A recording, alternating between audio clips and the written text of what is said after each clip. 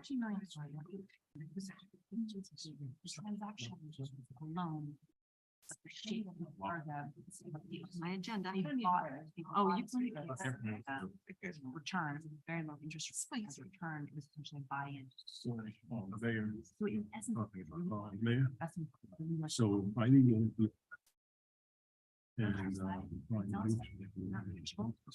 Good evening. But yeah. It is 7:32.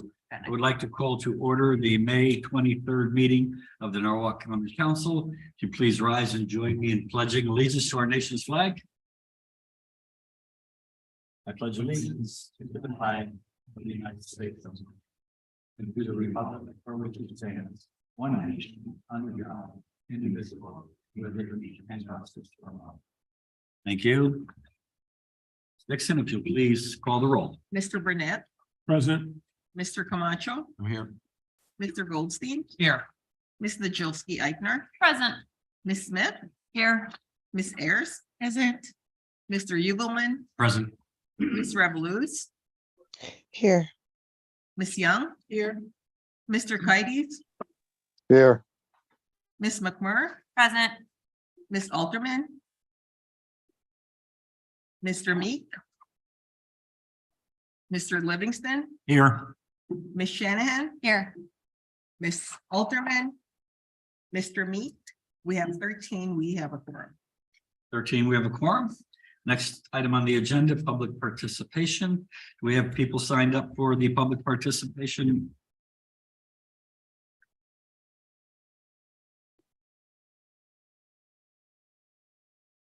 You want to skip over the minutes? The minutes from the last. Yes. Before we do that, let's approve the minutes of May 9th, 2023. Do I have a motion? Ms. Shanahan. Any omissions, deletions, corrections? Mr. Burnett. Thank you, Mr. Mayor. There was one omission during the council president's remarks. I had brought thanks to the 2023 volunteer arbiter day cleanup, and I have the list of companies which I will give to the city clerk so that this information can be formally noted in the minutes. Thank you, sir. Any further corrections, deletions, omissions? Seeing none, all in favor of the minutes as corrected? Opposed? Abstention. Abstention, Ms. Shanahan abstains. Now we go to public participation, Mr. Manzi or Ms. Dixon. Yeah, we have one BT Bono. Mr. Alex Knopp, As we do public participation, if you could keep your comments to 3 minutes and on a topic that is on the agenda. Thank you. Good evening, ma'am. My name is Alex Knopp. I live at 35 Fifth Street, Norwalk. When I proposed a rule about public speaking in November of 1985, the idea was to give it 3 minutes to comment because most of the other comments would have come at committee meetings. I want to speak tonight about the Norwalk Public Library item that's on for. Are you asking for more than 3 minutes? Yes, I'm asking for. I think when you were mayor, the time was 3 minutes also. I'm sorry. I think when you were the mayor, the time limit was 3 minutes. That's the council policy. Yes, I had proposed that in 1985 before I was mayor to give additional comments because most of the comments would have come at a committee meeting as is required under council rules, but there's never been a committee consideration of this issue. I'm just asking as a courtesy, if I go a little longer, I hope you will indulge me. Okay, if you'll start your comments, then we'll figure. Thank you, Mr. Mayor. I'm here tonight speaking as an individual, not as a member of the library board or as the former president of the library for the last 6 years. I believe there's a consensus in the city widely agreed to that on-site free public parking is essential to the survival and enhancement of the Norwalk Public Library. The creation of the parking lot in 2017 and 18 with the support of the council and the mayor was crucial to the rejuvenation of the library. And without this on-site free adjacent public parking, I think the Norwalk Library faces a very dire future. None of the alternatives to on-site free public parking work.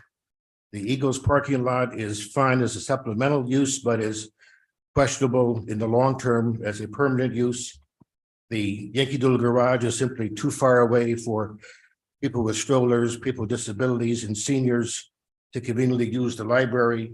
And the First District lot, which I congratulate you on if the result tonight is to have the city acquire that, is probable space for the expansion of the library and should not be considered solely for parking. So we need some alternative. And we can't forget that in Norwalk, the library is a municipal entity. In Darien, in Westport, in New Canaan, in Wilton, and elsewhere, the libraries are owned and operated by private nonprofit entities supported by the municipality, but they are not municipal agencies. In Norwalk, we are, just as the beaches, just as the parks are. And so the idea of providing a municipal service is how I urge you to look at this issue, not as a real estate transaction. How do you put a value on a parking space at a beach if the alternative is no access to the water or to a park or to any other kind of crucial municipal facility? The situation now is that I have to say, frankly, I don't know what you will be talking about during your confidential session. I don't know anything about appraisals that have been done or what the proposals are. So I'm here speaking on behalf of myself in a hypothetical way about what I believe is the best route for the city to obtain on-site parking that we currently have on a permanent basis.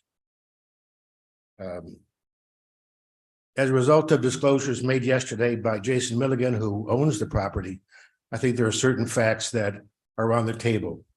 One is that historically he has demanded $2 million for the sale of the parking lot behind the library. That to me is clearly too high. And just as I did when I was asked to join the library board in 2017 to solve the parking problem, I've taken upon myself to try to put forward a proposal that is substantially better for the city and still meets the needs of the landowner. And the price that's in the term sheet that you received from Jason Milligan that I negotiated is $1,750,000. Now, again, it's very hard to put a value on a parking space in a key municipal entity, beach, park, library, you name it. And the problem here is that they're not making land anymore. This is a landlocked library. They're not making any additional space in the Wall Street area. And unfortunately, the city probably has to pay a premium no matter how it obtains that lot, whether by negotiated agreement, by eminent domain, or by any other kind of possibility. You're at 4 minutes now? All right, may I continue?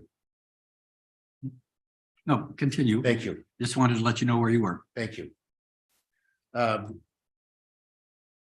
So the difference between what the city had been offering based on the disclosures that were made yesterday by Mr. Milligan by email to members of the council was about 1.1 or 1.2 million as the last city offer.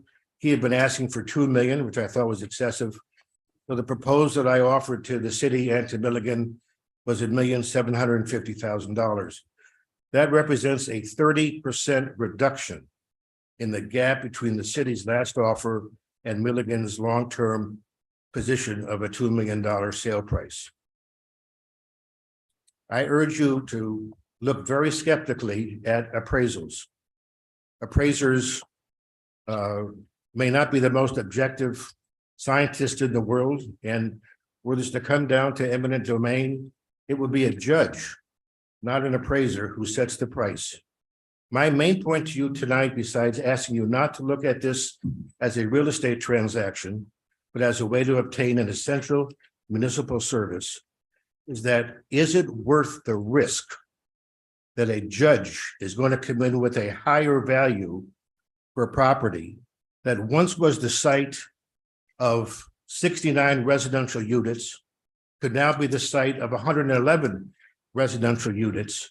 Does the city want to take the risk that the judge will come in with a higher price to make the difference between the $1,750,000 that I negotiated and the city's last offer, whether 1.1 or 1.2 by email. Is it worth that risk? Especially when the city still has access to ARPA money. And So if you the could begin difference to wrap is- it up, you're at 6 minutes now. The difference of $550,000, ARPA money is being used at the beach, is being used at the other places in the city. This would be a perfect place to close the gap between what the city has already offered and what Milligan has already agreed to by using $550,000 of ARPA money to obtain this essential service. So I urge you again tonight to look upon this as a way to maintain a library that is essential for quality of life in Norwalk. There's a reason why Darien and New Canaan and Westport and Wilton have all redone their libraries, some of them several times over, while Norwalk has not. We're poised to do it, and I hope you will consider making sure that this essential service is retained for the people of Norwalk. Thank you. I'd be glad to answer any questions. And Mayor, I thank you for your courtesy in letting me speak a little longer tonight. Are there any questions I could answer? Okay, thank you. Mr. Mark Grenier.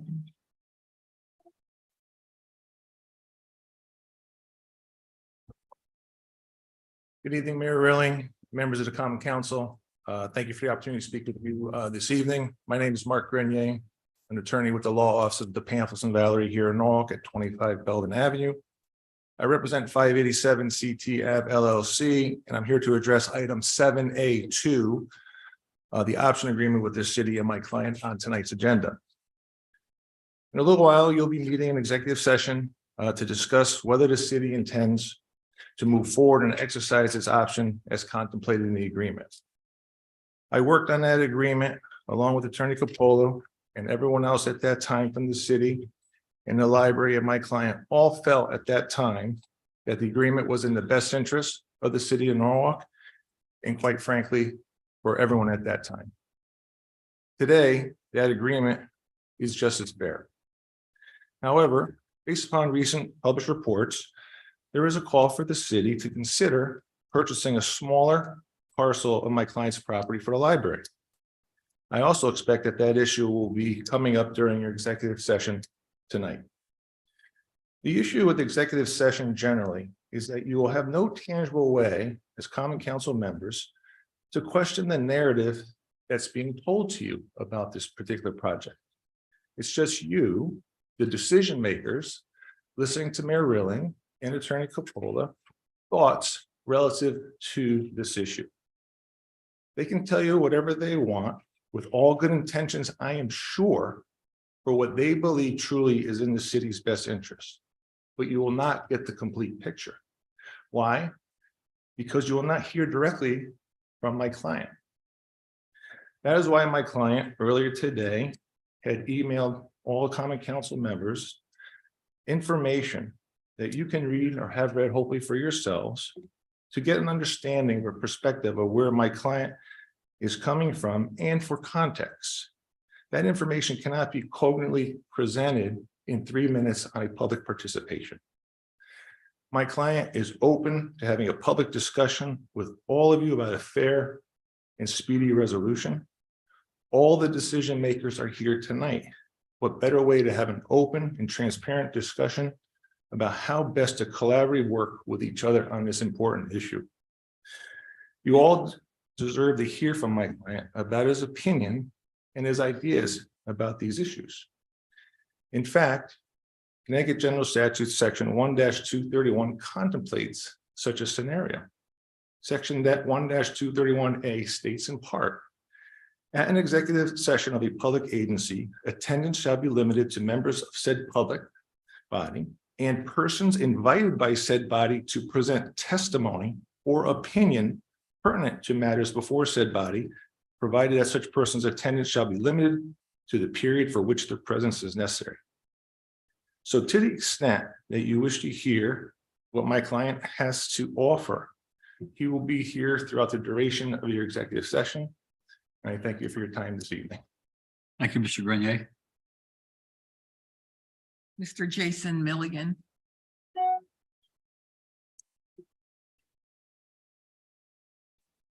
Good evening, Jason Milligan, 11 Belden Avenue, Norwalk. I just want to start by celebrating the fact that I am lawsuit free, which is the first time in almost 7 years.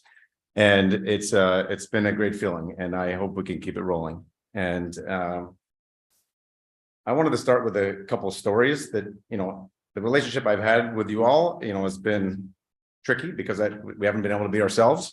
I hope that we can do that now. I mean, I lived in Norwalk for almost a decade of my life. My father grew up here. My grandparents on that side grew up here. I've spent a lot of time here. I've worked my entire career here. And the Wall Street area, I'm in love with, and I always have. I shopped at Kitty Town. I got essentials there. I got my yo-yo collection there. It was my favorite store. I liked the Amazing store too back then. That's what I could afford. When I was in my early 20s, I was a traveling salesperson. I sold Yellow Page ads. And one of my territories was the Wall Street area. I also sold in the Bronx and Mount Vernon and White Plains. So I was living in Norwalk at the time, and I spent a great deal of time at the library. The library had, at the time, a very robust audio book library. And being in the car all that time, I enrolled in Automobile University. So I spent time brushing up on German, success tapes, real estate tapes. And I eventually did get into real estate and put my office on Mott Avenue. But at the time when I was renting the audiobooks, it frustrated me because on numerous occasions I got tickets. The library then did not have enough parking. And when I worked on Mott Avenue for almost a decade, diagonally across the street, there was not parking. There was a guy hired by 11 Belden Avenue, security guard, that was always chasing people out of that lot. There was always people struggling with parking.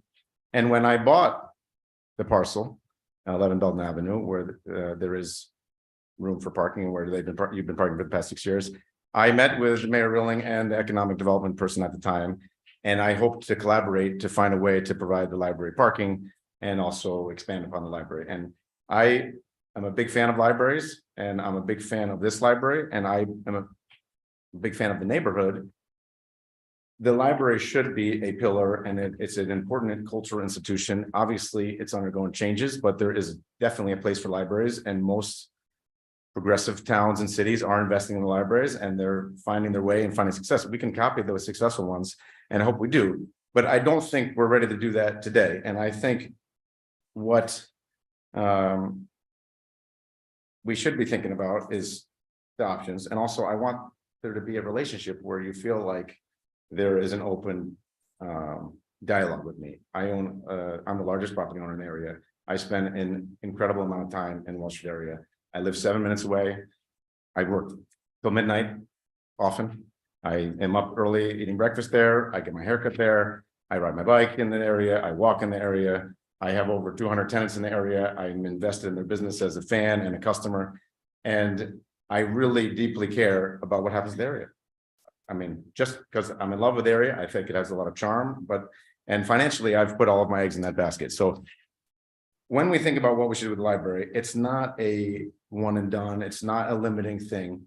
I really think there's 3 options. I think the first taxing district piece is a no-brainer. If you can acquire that, you should. I've always thought that building that's there is useless. It's not very, it's functionally obsolescent. You can't really use it.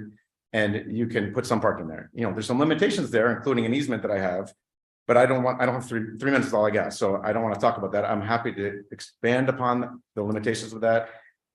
The Eagles You're Club. now at 4 minutes. Okay, so the 3 options I see you have. You can exercise the purchase option. I don't think that's the right move. It puts you in the real estate game. It reminds me of Poco. You don't have a use for my building right now. I think that your hands are tied in a lot of ways. I think one day you might want to get it, and it depends how big of a project you ultimately want to do there. Maybe the courthouse is possibly included, but I think the other option is to acquire a smaller piece.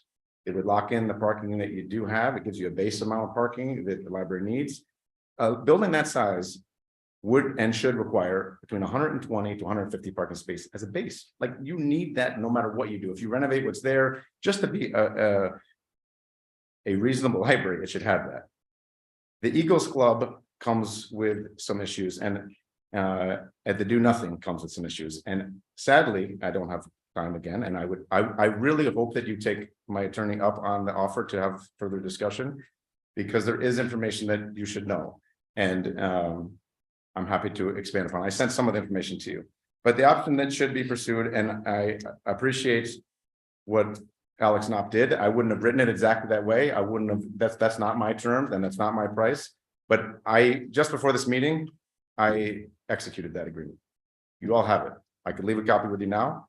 My signature's on it. I agreed to it. If you want to contemplate it and agree to it, we can do it. And it could be a down payment on the future. It will give you the base, but you should think about that.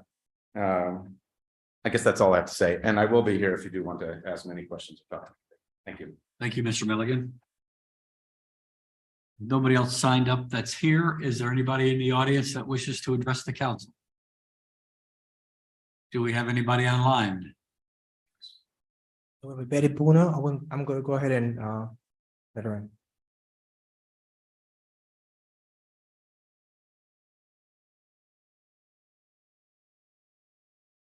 Betty, you've been promoted to panelist. Go ahead and take the mic.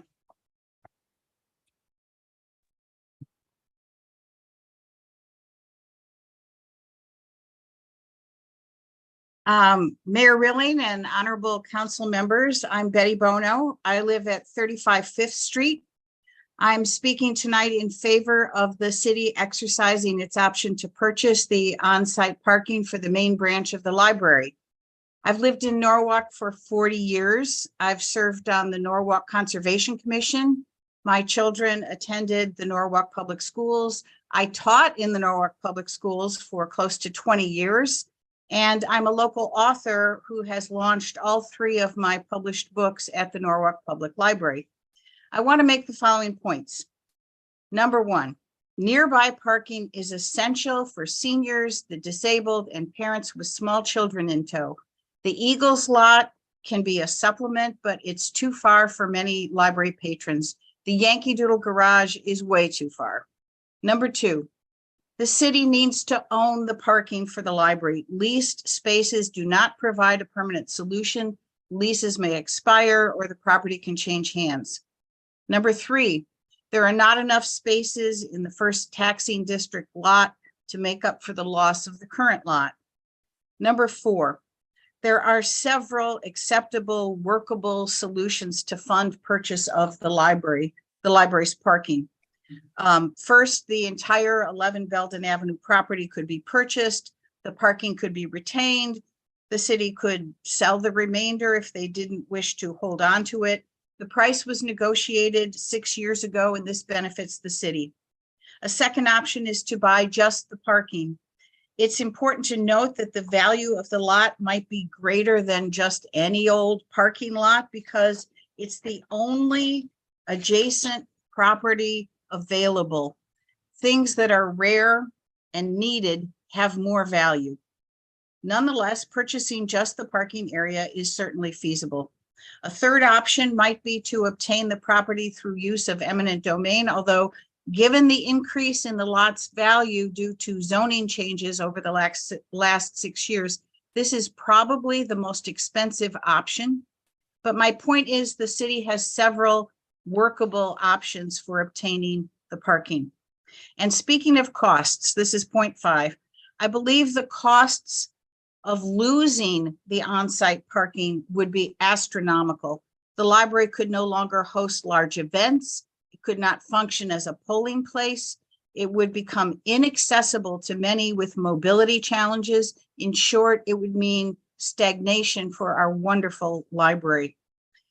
Finally, door counts at the library show that thousands and thousands of Norwalkers visit the library every month. The library has those statistics. You can look at them. There are thousands of people that enter the library and use it every month. Given that the library is central to the ongoing civic, educational, and cultural life of our city, I would encourage the council members to consult and listen to the needs and desires of those thousands of library patrons as this critically important matter is considered. I think the voices of Norwalkers need to be heard on this issue. Thank you very much. Thank you, Ms. Bono. If anyone else would like to speak, please raise your hand electronically.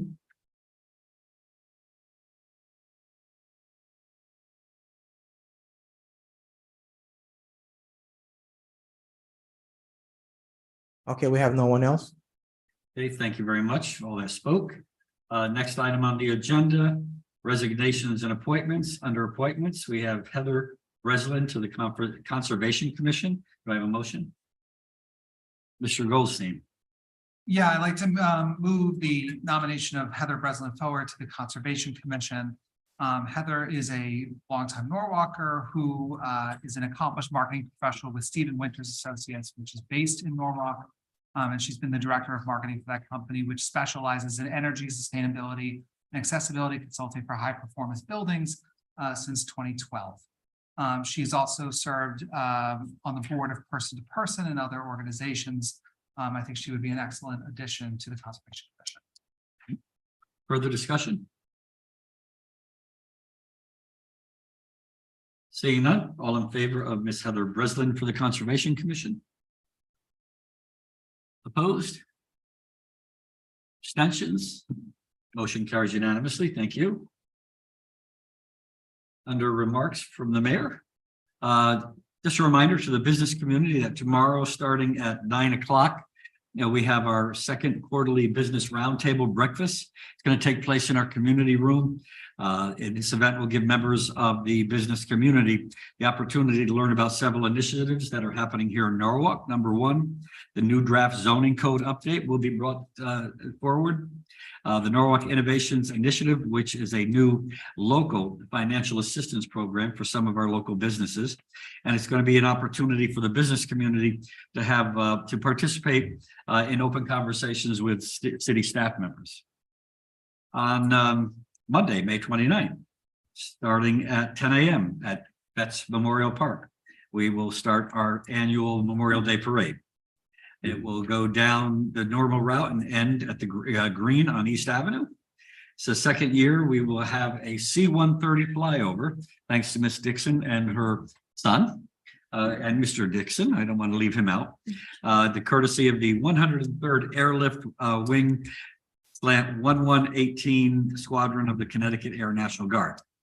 And this year, a gentleman who spent many, many years working on behalf of veterans, not only with the Frank Godfrey American Legion post as a commandant and very active in the everyday activities there.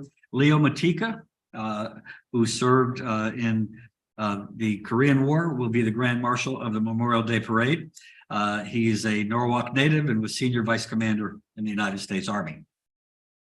Don't forget also, on the day before that, we have the Rowayton Memorial Day Parade.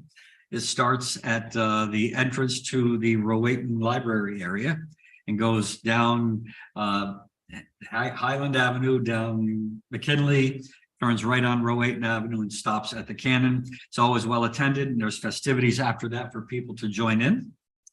Also, please join me and the Triangle Community Center on Tuesday, June 1st at 2 p.m. outside of City Hall. As most of you know, June is Pride Month, and we will be raising the Pride flag outside of City Hall. And also this year, as this council has voted, the Pride event will take place at Betts Park as opposed to Lockwood Matthews or Matthews Park. So that's it for me, Mr. Burnett. Thank you, Mr. Mayor. The consent calendar will be read today by Council Member Diana Revelers.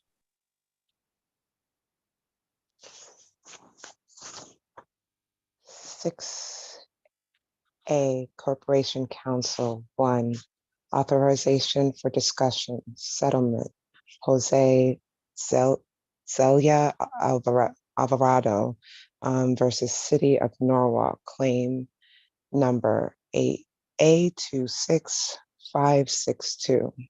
7A, Recreations and Park, One, authorizing the mayor, Harry W. Riling, to enter into agreement with Side by Side Charter School for the use of Veterans Park and immediate surrounding grounds for their field day to be held on Friday, June 2nd, 2023, from 9:45 a.m. to 2:30 p.m.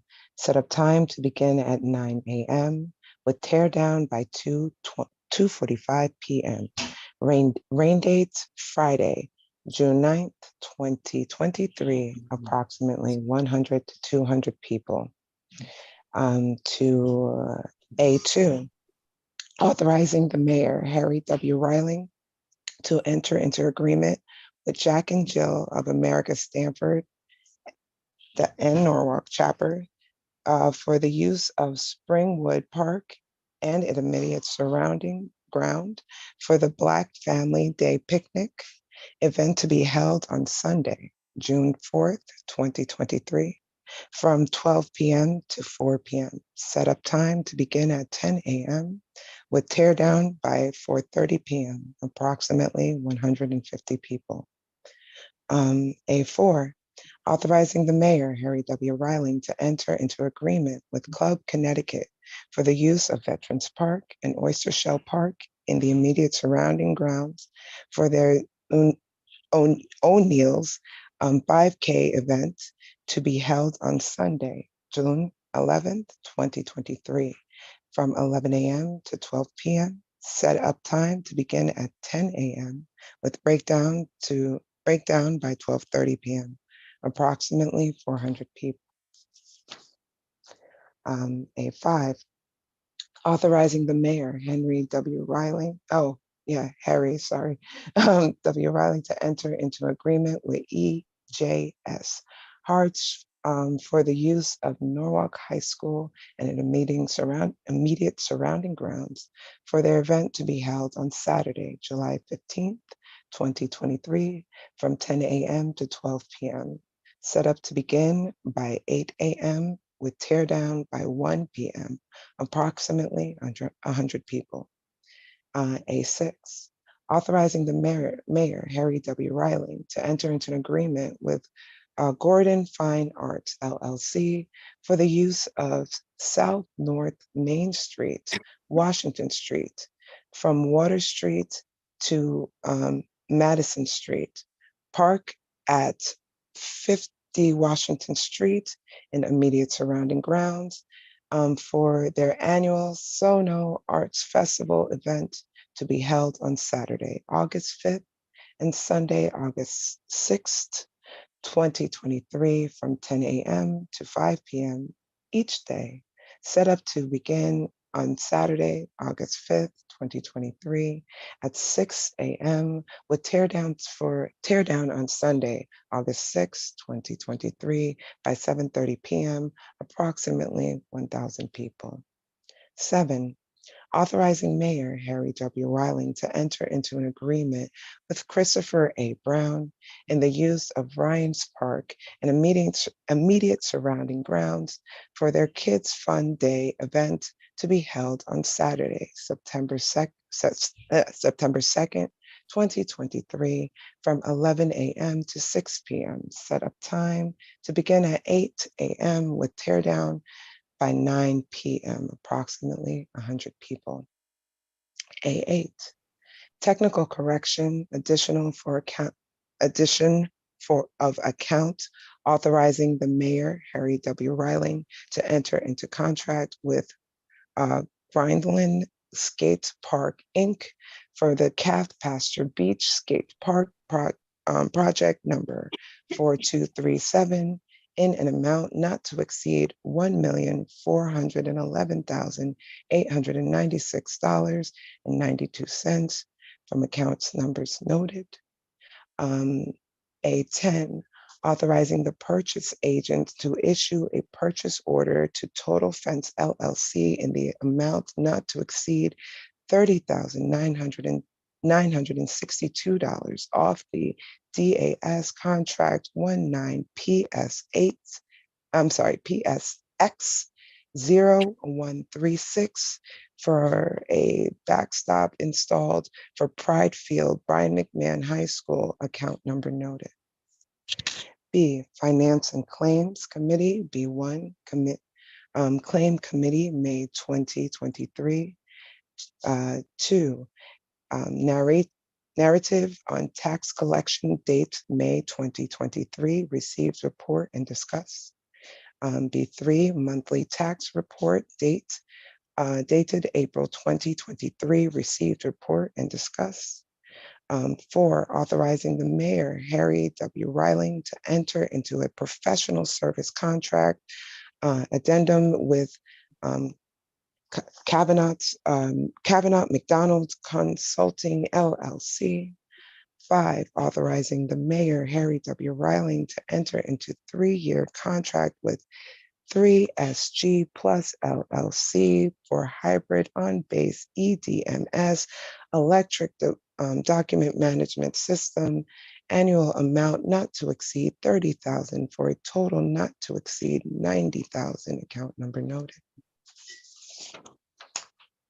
This is B6, resolution making appropriations for various public improvements aggregating $48,440,692 for the fiscal year of 2023-2024 capital budget, and authorizing the insurance of $48,440,692 general obligation bond of the city to meet certain appropriations in the fiscal year of 2023-2024 capital budget. 8, resolution requesting the various departments and public works public improvement project aggregating aggregating in the amount of $1,004,000 for the ARPA, American Rescue Plan Act funds, account number noted. Pavement Management Program, $1,001,050 and 13401-5796-APW11 Municipal Solid Waste Deposit Service of $250,000. C, Ordinance Committee, 1, approve proposal revision to Chapter 117A, Art and Culture Commission. D, Community Service. D1, authorizing the mayor, Harry W. Riling, to execute a group purchase participation agreement together with any and all other arranged agreements, documents, instruments, and amendments requests required through under the Vera Medical Group for purpose of cost savings in medical supplies and equipment. And let me just make sure that's the end of the consent calendar. Thank you, Councilmember Diana Reynolds, for reading of the consent calendar. All those in favor of the consent, excuse me. Excuse me, Council President, there was one that we needed to read. What was that? Which one was There's that? an item from the Oak Hills fact number. Okay, so I can go back to that because back to I that just one. had those questions about what exactly, how Oh, should this be hold on. stated? I'll read it. So. Okay, I appreciate it. Which one are you referring? So it's The one I'm, A9. A9. A9, That's on the consent. so yes. Okay, do, Councilmember, I'll just read yeah, it. Colleen Young can read this. This item will be on the consent calendar as well. So number 9, pursuant to City Code, Chapter 27, Article 1, Section 27-4, approve the concept to name the Oak Hills Park Tennis Center patio after Art Goldblatt. We want to consent to table that and move it to land use. So consent to table. And refer To land use. to land use. Committee, To the Land Use and Committee. Building Management Yes. Committee. thank you.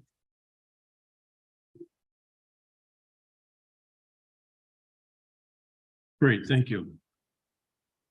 So you've heard the reading of the consent calendar for today, May 23rd, 2023. All those in favor of the consent calendar as read? All those opposed have the same right? Any abstentions? Consent calendar is approved. Thank you, Back to Mr. Burnett. Lynn. Thank you, Mr. Burnett. So that'll be item 7A3, Ms. Young. And so I have to recuse myself now. on this Okay. item. So who's going to read that for you? Ms. And We'll read it. And so, Okay. for So, 7-3, right? yes. so we both- I have to recuse myself as well.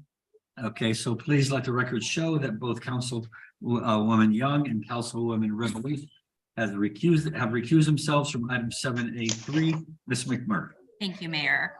7A3 is authorize the mayor, Harry W. Rilling, to enter into an agreement with Basket of Love for the use of Ryan Park and immediate surrounding grounds for their Family Fun Day event to be held on Saturday, June 10th, 2023, from 1 p.m. to 5 p.m. Setup time to begin at 11 a.m. with tear down by 5 p.m. Rain date Saturday, June 24th, 2023, approximately 150 plus people. So are you also moving, madam? I am moving the item. Okay, Ms. McMurray moved item 7A3. Any discussion? Seeing none, all in favor? Opposed? Abstentions? Motion carries. Next, I think Ms. Young can come back for this, I imagine. Yes. And Ms. Revolution, you can sign back on also, I believe.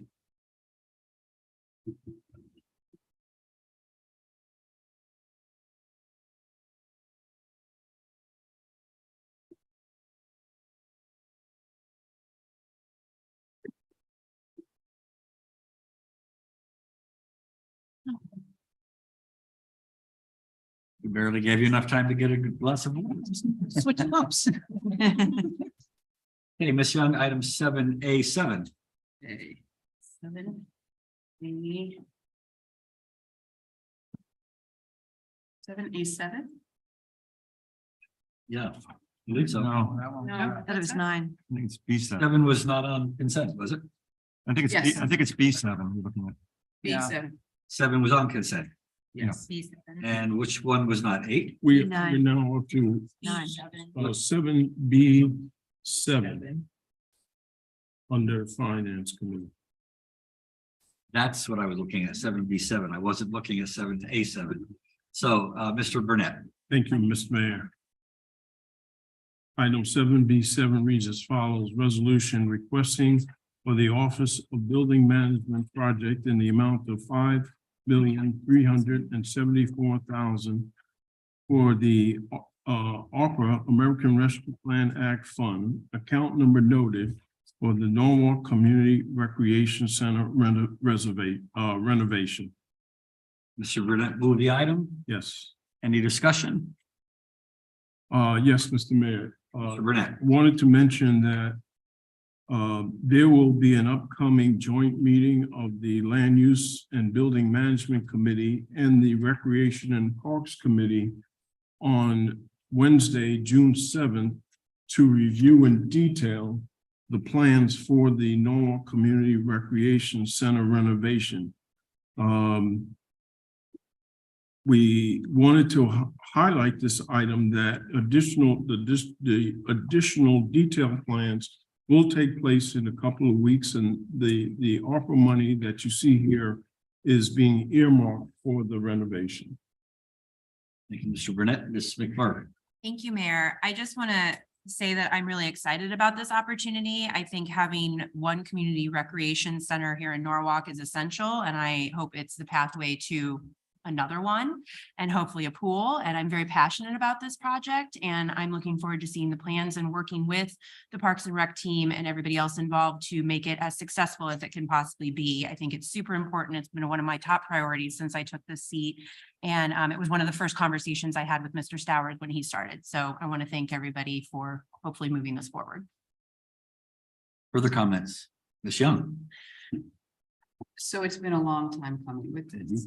That building has sat empty for quite a while since Neon had vacated the building. And so I don't think anyone is more pleased than I am because I drive by it just about every day and see the lack of activity. And it really can be the core of the community. And we hope that that is what it will be, not just for South Norwalk, but for the entire city. And I'm just excited at the opportunity of the city being able to take over those services as well, because that shows our real commitment to being able to provide recreational opportunities for not just young people, but the entire family. And so as my fellow council member Vic Moore said, we're just excited about that, and this should spur more. And so that's the hope and goal. So thank you. Thank you. Ms. Smith? Yeah, I would just like to thank Mr. Stowers for his leadership around this, express my frustration publicly with how long it has taken. And I go back to how excited we were when we revealed the YMCA's plans and the disappointment when that fell apart. So I'm just really thrilled that we're moving forward with this. And yeah, that's it. Thank you. Further comments or discussion? Seeing none, all in favor? Opposed? Mr. Mayor, I'm going to see Mr. Stowers on. I don't know if he wanted to speak to this. If you had something to say. He certainly could if he wanted to. Yeah, I just. I haven't finished the vote yet. Oh, but- I'm sorry. No, that's all right. No, I don't want to vote before. Sorry. Well, I just Like want to change your say mind. that, I think in support of the council and the mayor.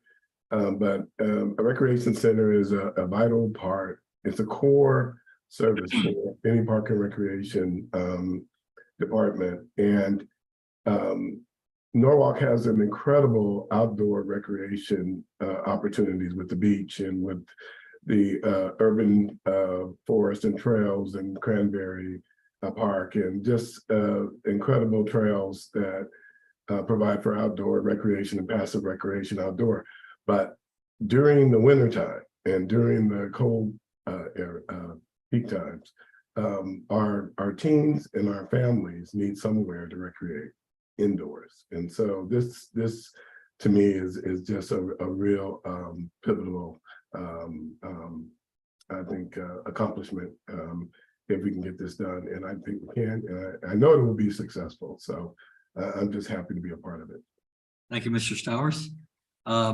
I'm sorry, Mr. Cadiz, did you vote in favor or?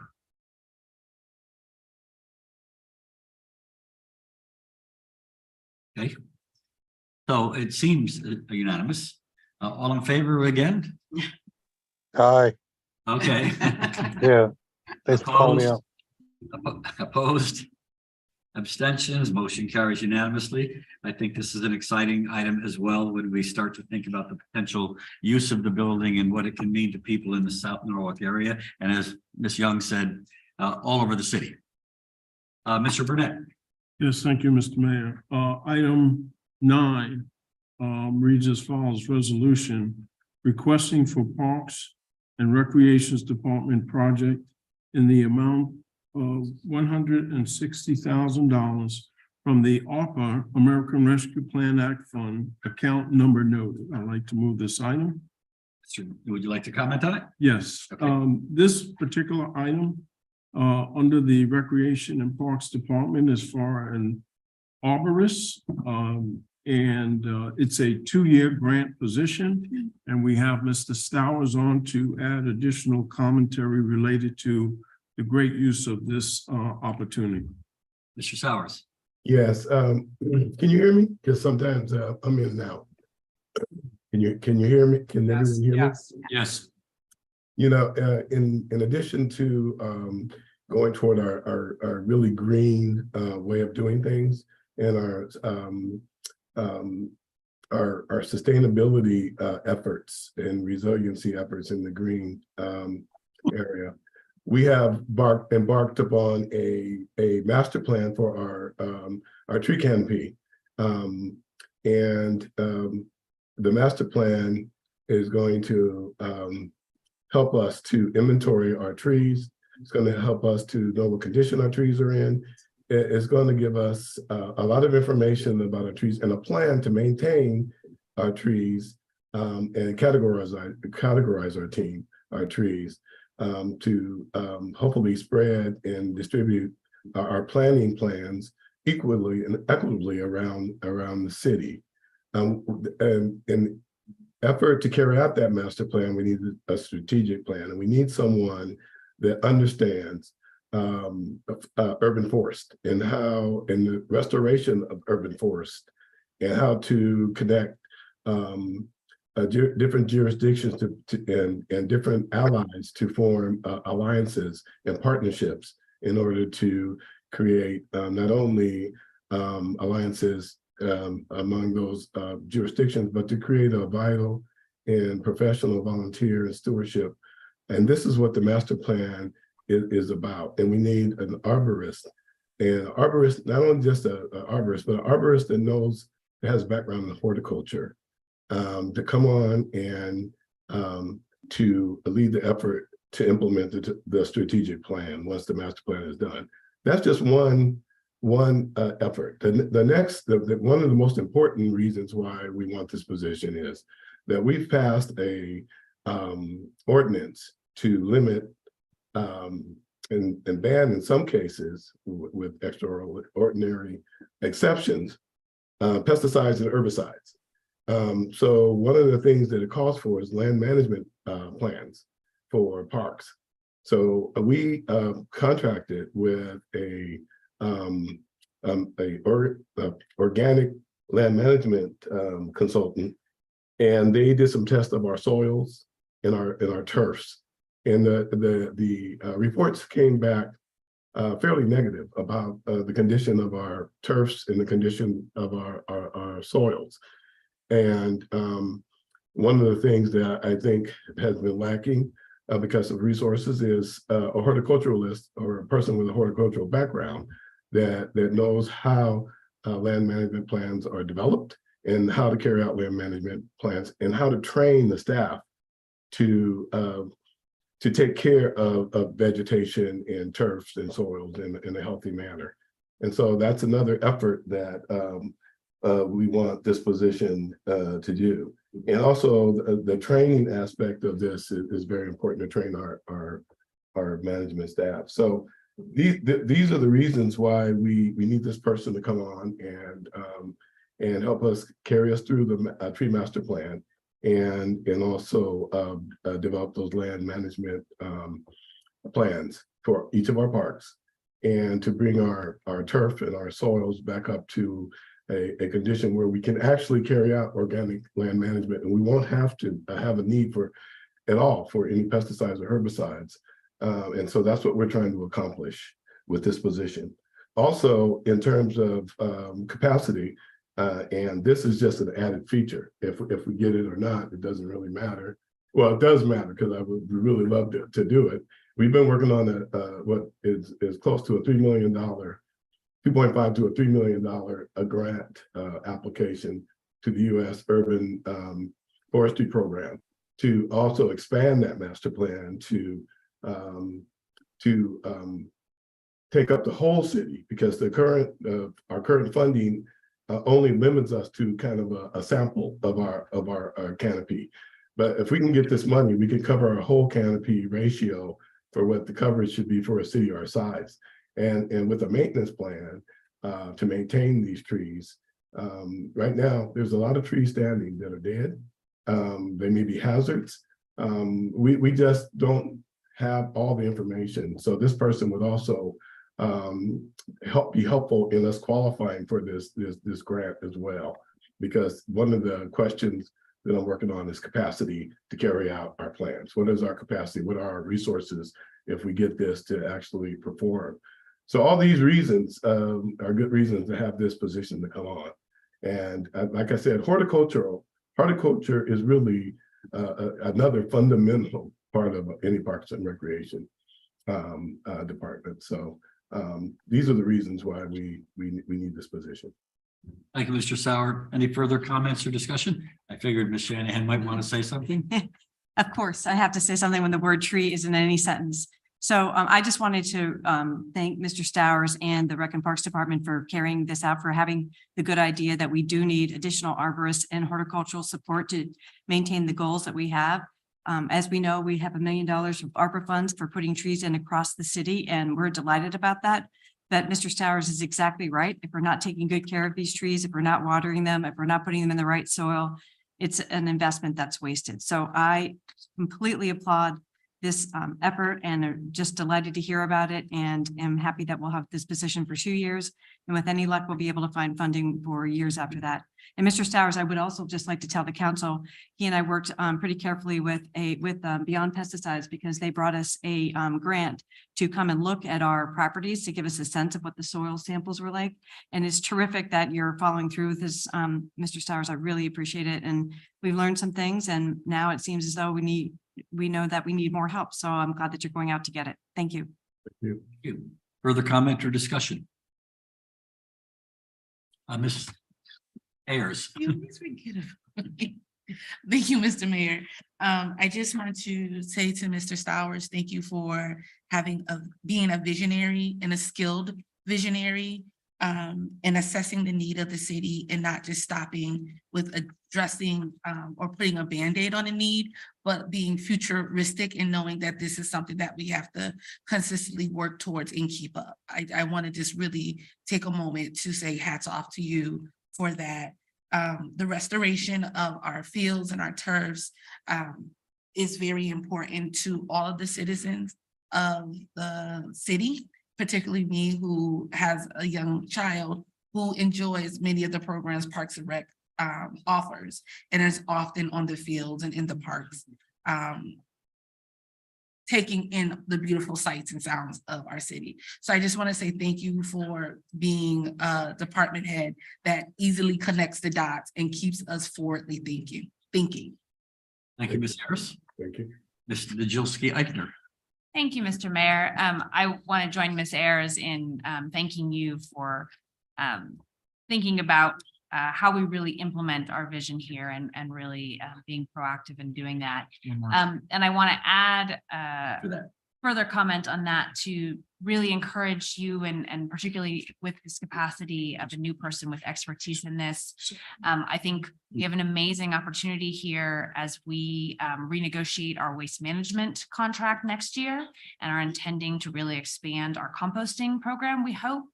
I think that there's a great opportunity here to really think truly visionarily and strategically about how we can align those objectives, and think about using the resource of the waste that we already produce in the city to turn into the compost that we need to revitalize our soils and fields here.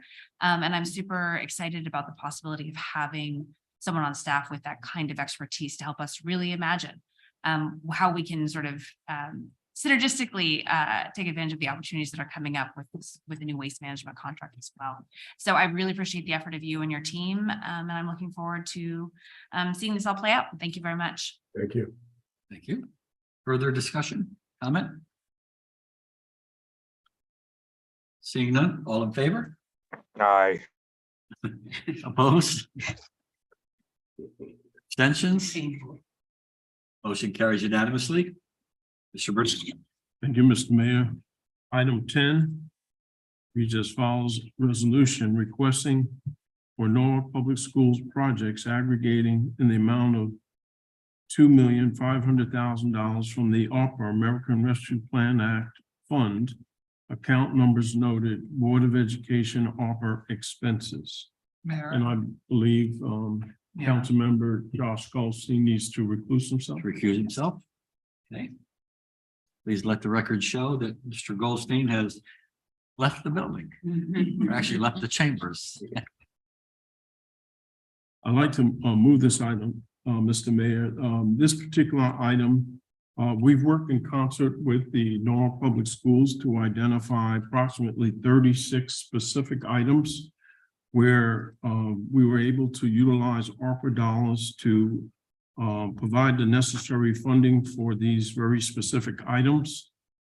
We have on the meeting tonight, the Chief Financial Officer for Norwalk Public Schools, Mr. Lunda Asmani, who can provide additional information or address any questions that anyone might have related to the appropriation for these specific items.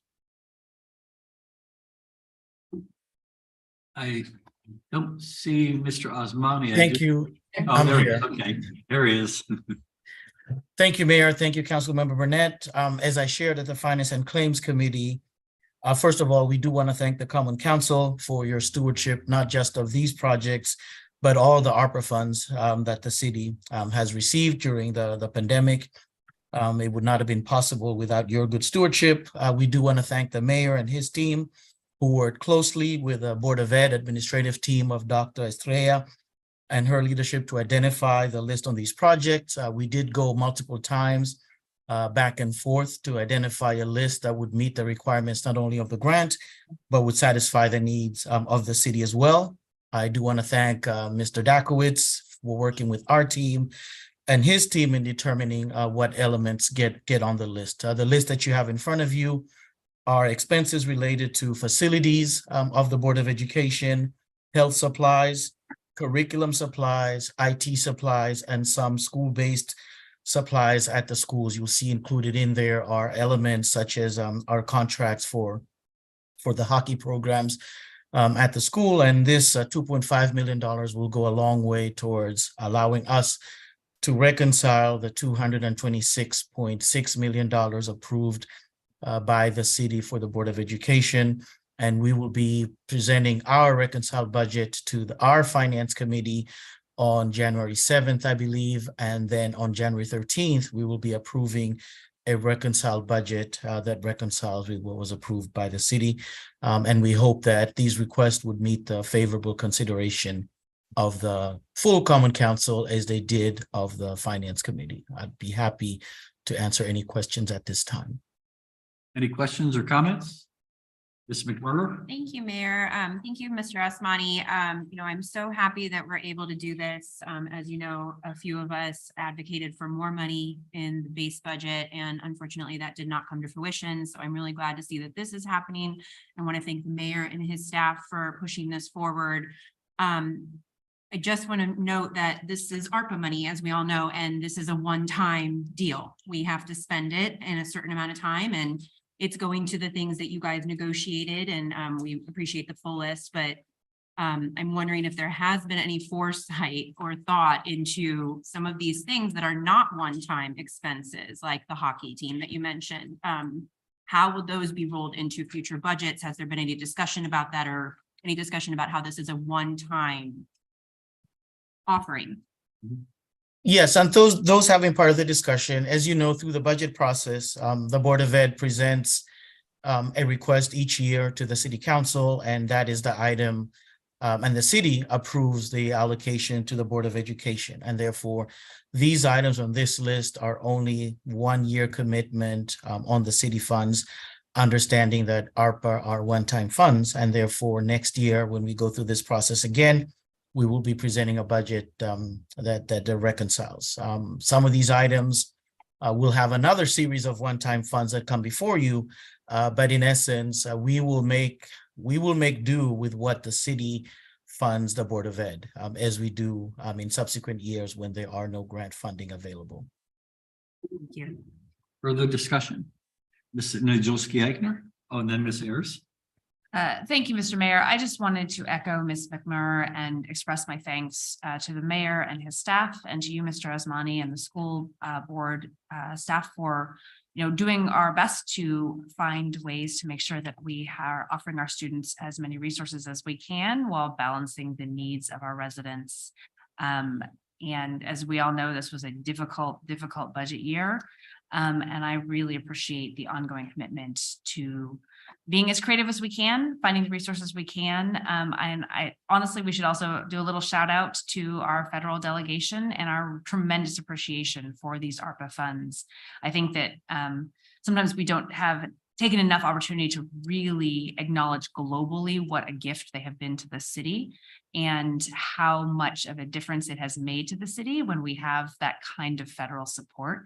So, real thanks to our federal delegation. And I think acknowledging that ARPA really shows us what happens when we can invest in all the different creative things the city needs. And I'm very grateful that part of that money is going to the schools. And I hope that it will help us tide over to a strong budget for next year as well. Thank you for everyone for their assistance on that. Thank you. Ms. Ayers? Thank you, Mr. Mayor. I too am excited to see this additional allocation go to the schools, as it is something that I think is very needed. My question is just a very small one, Mr. Asmani. You stated that you would, in the next cycle of funding, reconcile these costs into that budget. Is there any other thinking? Do you have any other strategies around addressing some of these needs if the budget is not favorable to your ask? Because some of these I think are very important. So just wondering, have you and your team begin to strategize to think of ways to cover this? Yes, there is a lot of thinking and a lot of strategy that is happening on the Board of Ed side, and we are working closely with the Superintendent's Administration and the Board of Education to be creative and to meet the needs as stipulated in the board strategic plan. And so next year, we will be working together carefully, and we will be presenting a budget next year that addresses the needs primarily of our students to ensure student success. Further discussion? Ms. Yeah, I would just like to thank you, Mayor, your office, your staff, the superintendent, Mr. Asmani, Mr. Dakowitz for coming together, Mr. Burnett, Ms. Carpio, coming together to work on addressing this additional funding. I advocated quite a while ago, I believe, with your office about addressing the mental health crisis. Yes. And I fervently hoped that these funds might have been able to be used for the mental health services, but I do understand, some of my meetings with Board of Ed members that it just wasn't possible because of contractual issues. So I just, again, am so thankful that we have this additional 2.5 million. And I do hope that you will consider, the Board of Ed will be considering using this additional 2.5 million towards mental health services for our kids, because the need is so strong. Ms. Young? Thank you, Mr. Mayor. I echo what my fellow council members have said, but one of the things that I think is very crucial about all of this is how do we continue this down the road once the money is gone? Because one of the things we don't want to do is start something that's successful and have it stop, because we haven't been able to do, as our fellow council members have said, been strategic and thoughtful enough to continue this process. Because it's all about the children, and it's all about doing what we can to make sure that we provide the necessary services. So I think it's critical that that happens, because what we don't want is to always come back to a place where we're always struggling to figure out what we're going to do, what we're going to fund, what worked, what didn't work. But I think that this is a great opportunity, and thank you to the mayor and everyone who had a hand in making this happen. Thank you, Ms. Young. Further comments or discussion? I can't see anybody. I can't see anybody who's on Zoom other than.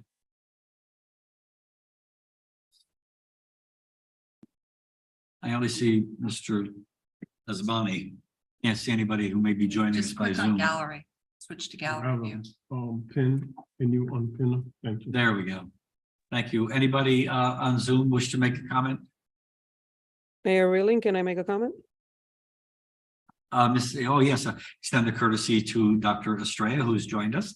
Thank you very much. Good evening, everyone. I just wanted to thank the mayor and his team for making this possible alongside members of the Common Council. This allows us to further elaborate the work that we've been trying to do and really support our schools in maintaining the staff that we desperately need to continue the work forward. So we greatly appreciate the effort made forward by the council, the mayor, and members of his team to make this $2.5 million accessible to us so that we can continue to do the important work for our children and families. So thank you. Thank you, Dr. Estrella. Further comments or discussion? Yeah, I too want to say that this was a collaboration where we knew that this was the right thing to do.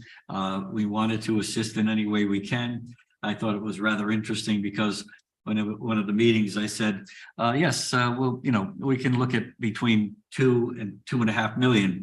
And Mr. Asmani right away goes, okay, so the 2.5 million that we he went right to the top. But it was a really amicable and friendly discussion. And this will free up $2.5 million in their operating budget that they were awarded for them to do the things that that they felt that they wouldn't be able to do. So I think it's a win-win situation, and we look forward to those collaborations in the future. So thank you. And seeing no further questions, I will call the vote. Oh, I'm sorry, Ms. Revolus.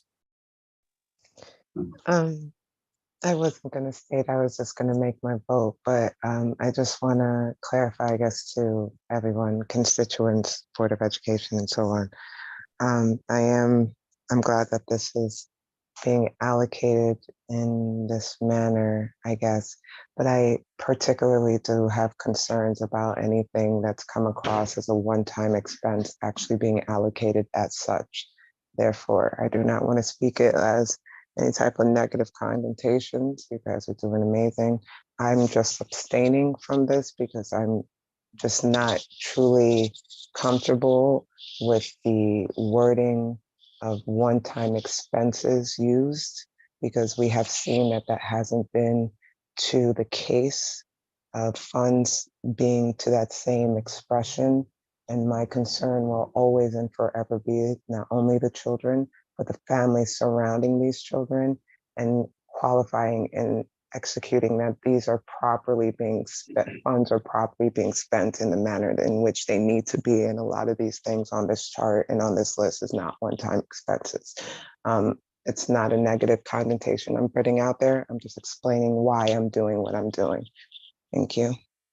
Thank you, Ms. Revolus. Any further discussion or comment? Seeing none, I'll call the vote. All in favor? Opposed? And abstentions? Ms. Revolus abstains. The motion carries. Thank you. Thank you, Common Council. Thank you, Council and Mayor. Have a good evening.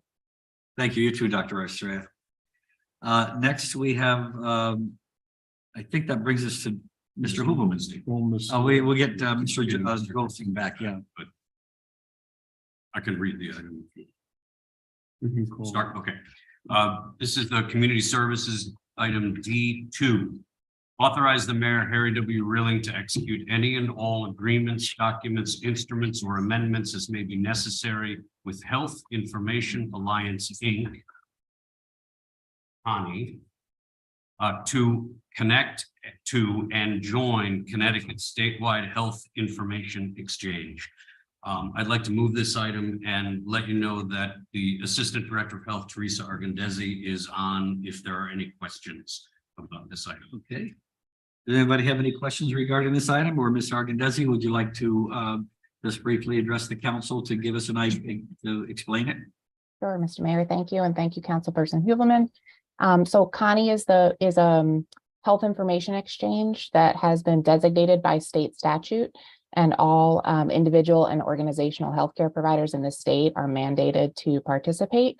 The intention is to provide an opportunity for healthcare providers to securely and confidentially share information to make healthcare more efficient and higher quality, so that we can make appropriate clinical care decisions. And so Connie is HIPAA compliant in terms of its technical standards, and all the users are required to comply with HIPAA, just as we would be with our individual electronic medical records. And individuals can opt out through Connie if they so choose. Thank you. Any comments or discussion?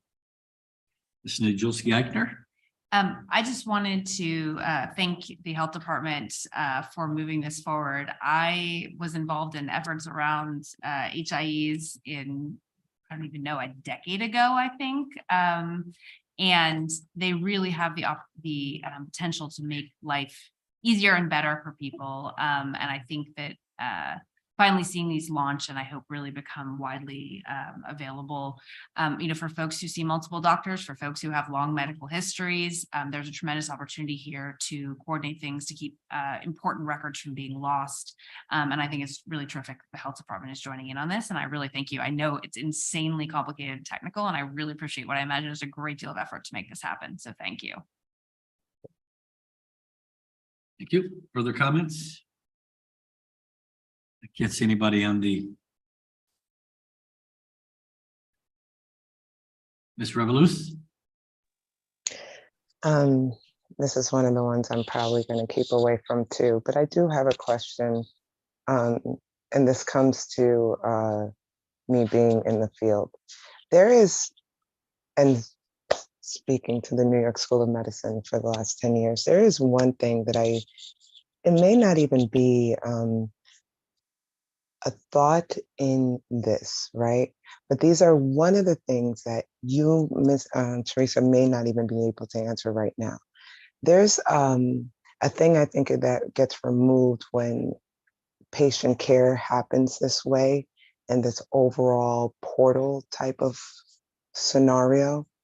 And it's a simple nuances that happens when like doctors and like office to office, doctor to doctor actually pick up the phone and talk to each other.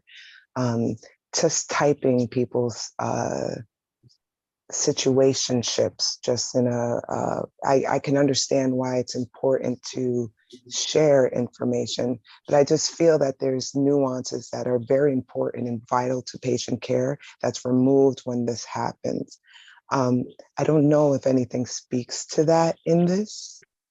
I don't know if anything speaks to that in medicine, but how do you think that will be conveyed in working this manner? Because it does sound like, oh yeah, we have this broad cross ability for, let's say, if I see a patient in Norwalk Hospital to be, Yale can see it. I'm just using an example.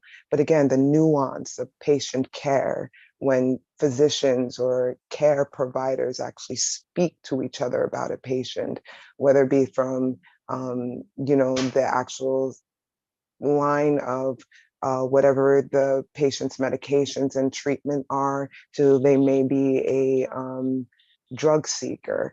These are just, again, those nuances that I wanted to think kind of come from your professional mind of how do you think that is being addressed? Thank you for that question. You're absolutely right that a lot, that there's a real value to be able to share the data quantitatively in a portal, but that it does not substitute for a holistic approach, both in conversation with the patient and also with other providers when that's allowed. And so I don't know for sure, but I'm pretty certain that the Connie platform itself does not require that kind of comprehensive conversation and overall look at things. And it really does rely on the clinician to bring that, that value to it. But I think that's kind of the case for healthcare and clinical care now, even outside of the health information exchange. So it's definitely a good point. I don't think that it's addressed in the Connie process. But definitely important for best practice. Thank you for that. Maybe I don't know who gets to speak to that somewhere, to who, big guy that watches over this or anything. I don't even know in this stream of medical care and doing it this way, if that can be. But if it could be, if you could like put a little word into whomever, it would be appreciated. Thanks. Any further discussion or comment? Seeing none, all in favor? Opposed? Abstentions? Ms. Revolus abstains? Or is that your hand left? Was that an abstention, Ms. Revolus? Yes. It was an abstention, yes. Okay, thank you. The motion carries. Mr. Hooverman. Thank you, Mr. Mayor. Item D, 3A and 3B, I'll read these and move them together.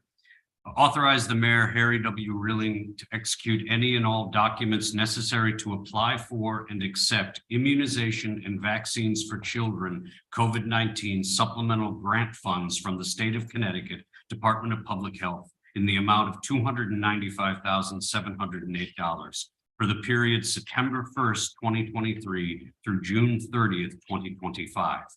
3B, authorize the mayor, Harry W. Rilling, to execute any and all agreements, documents, instruments, or amendments as may be necessary to implement the immunization and vaccines for children COVID-19 supplemental grant funded activities from the state of Connecticut Department of Health, Public Health in the amount of $295,708 for the period of September 1st, 2023 through June 30th, 2025. I'd like to move this item, and again, we have Ms. Argondesi on the line. I just want to say that I think this is fantastic that some additional monies have been freed up from some of the COVID-19 monies that are able to be brought down to the municipal level to continue vaccine programs. But I'll let Ms. Argondesi. Thank you, Ms. Argondesi. You have the floor again. Thank you. And so, yes, this is additional funding from the State Department of Public Health down to some local health departments. It can be used to support vaccination efforts and communication around the importance of vaccination. And it is available for COVID-19, but also can support our work in routine immunizations like the flu and a lot of the other adult vaccinations that we do, and our overall immunization program. So the funds we hope to use for staff support to support our bilingual public health nurse, and hopefully some staff time for outreach, education, and a community health worker model. Thank you. Any comments or discussion? Questions? We could go back to the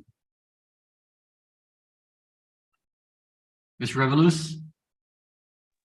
Again, just to explain myself, I'm not against any of this, just to explain also why I'll be abstaining.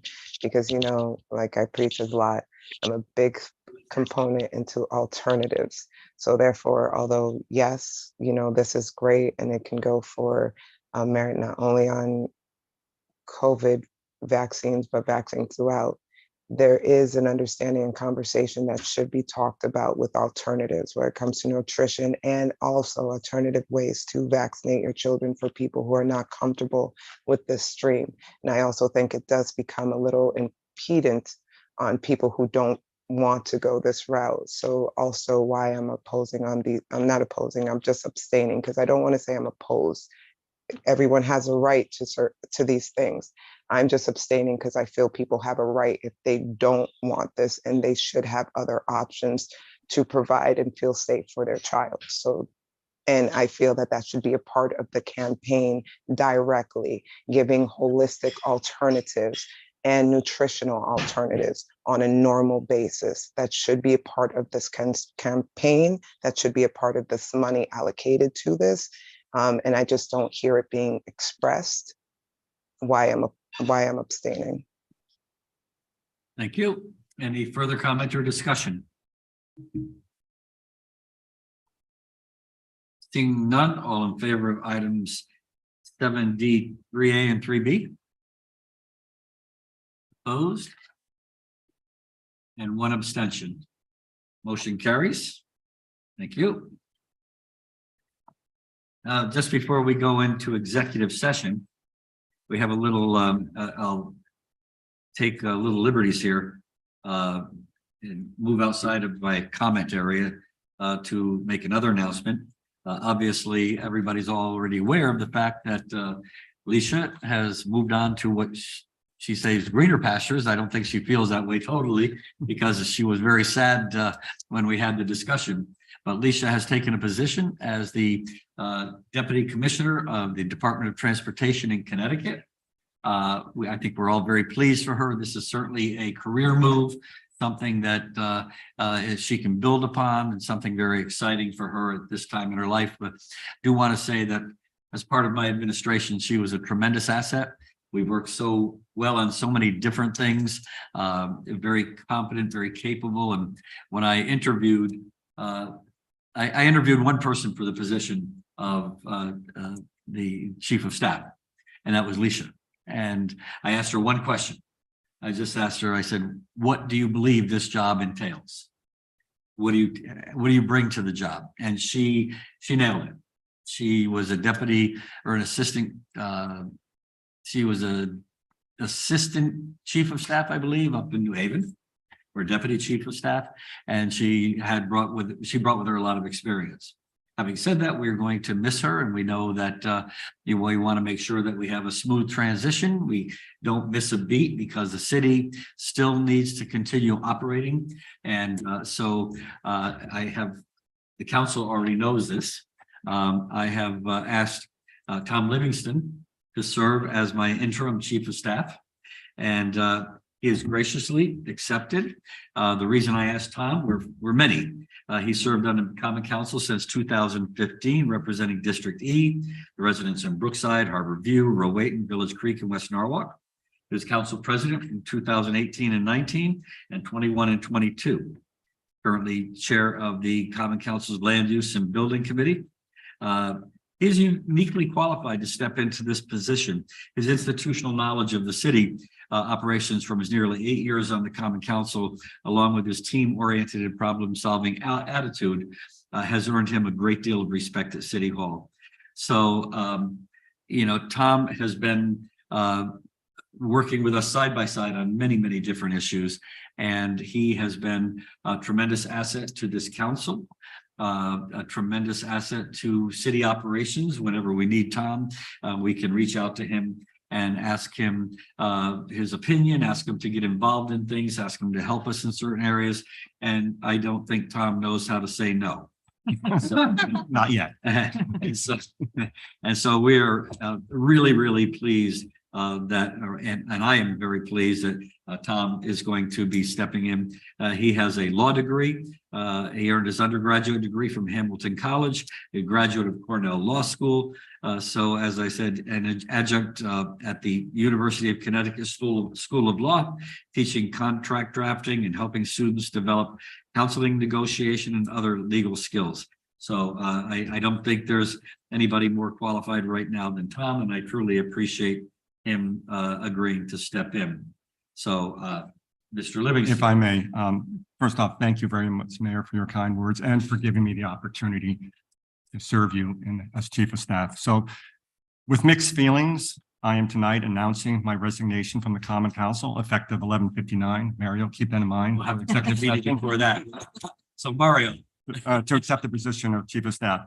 While I'm really excited and very appreciative of the opportunity and looking forward to it, it's still difficult to leave the council after all this time, 7.5 years. It has become such an important part of my life and my family's life, for better or for worse. But I'm proud of what this council and prior councils have accomplished over this time period and what is yet to be done this term by this council. Among other things, we approved many environmental initiatives over this time, including one of the strongest and earliest plastic bag bans in the state, a ban on styrofoam products and straws, tree and pesticide ordinances. We established sustainability and resilience and affordable housing ad hoc committees to bring additional attention to these very important issues to the city. We took actions to streamline government, including elimination of the North Facilities Construction Commission and the merger of planning and zoning. And these are just to name a few. While there's still much to be done, including the charter revision, I leave knowing that these things are in good hands and I remain available to help in any way I can. Now, I don't do goodbyes very well, but fortunately I don't really have to, given I'll see most of you, all of you, I assume, over the coming days and weeks. But I do want to thank this council and all of you for your support and all that you do for the city. And I don't want to drag this out, but I just want to highlight and call out a couple people. Darlene, I've told you this before, but I so appreciate and respect the wisdom you bring to this council. You always have a way of saying what needs to be said in the most eloquent way. I'm gonna get choked up. You're gonna make me cry. Barbara, we've been through a lot together in the last 5.5 years. I've always counted on you for your thoughtfulness, patience, and most of all, your support and friendship. Lisa, it's difficult to put in words our time together on the council, but suffice it to say, I could not have asked for a better partner. Through your dedication, intelligence, this is why I wrote it down. Dedication, intelligence, work ethic, and most of all, your friendship, you made my life in the council easier and much more rewarding. I leave knowing the residents of our district are in very good hands with you. And speaking of districts, I want to thank the residents of District E for giving me the honor and privilege of serving them for the last 7.5 years. As I said, I know they're in good hands with Lisa. I also want to thank the wonderful staff for all their assistance over the years, although they're not rid of me yet. I'm looking at you, Alan. Finally, I want to thank my wife, Wendell, who is here tonight, for putting up with all the night meetings. Hopefully, there'll be a lot fewer of them. Mayor. Anyway, thank you all very much. Thank you, Mr. Livingston.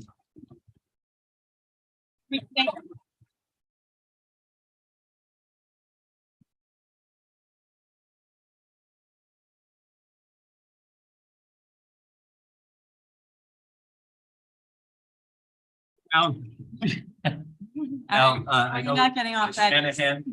Shanahan has asked if she could make comment. I wanted to say the first thing, I also had to write it down, and I'm also going to try to not be emotional about this, but as I said to the mayor last evening when he shared the news of Tom joining his team, the council's loss will be the mayor's, the city departments, and our residents' gain. Tom is especially well suited for the job of the mayor's chief of staff. He has spent the last 7.5 years cultivating close relationships with not only the mayor, obviously, but also each department head as well as their staffs. And I'm certain that this transition will be seamless. And so I ask the council's indulgence while I go through the list of Tom's many accomplishments. As a council person, I'm sure I'm going to forget a few, but he was also a 2-time president of the council itself, and that was also very important work. So starting with budget season. Budget season finds Tom poring over the budget, speaking almost daily with Henry and the mayor to understand the choices made, where the mill rate will be set, and the impact on our district as well as our city. He works tirelessly with our district neighborhood associations to explain these budgetary decisions and listening to our council members' concerns. No one has worked harder for sidewalks and bike lanes in Rowayton or West Norwalk than Tom. The soon-to-be installed sidewalk from Pickney Park to the train station is the result of Tom's laser focus on this issue. Jim Travers likes to say that when he and Garrett had not even found the chairs on their first day of work, Tom had already called to make sure that this project was a priority. I asked Jess Bonacek, what will she remember most about Tom's work on council? She said Tom's work was limitless, but she wanted me to remind people of Tom's contribution to the city government restructure, the POCD, charter revision, the creation of the enterprise zone, preservation of historic buildings, and his deep involvement both with the Walk Bridge project and the settling of the POCO litigation.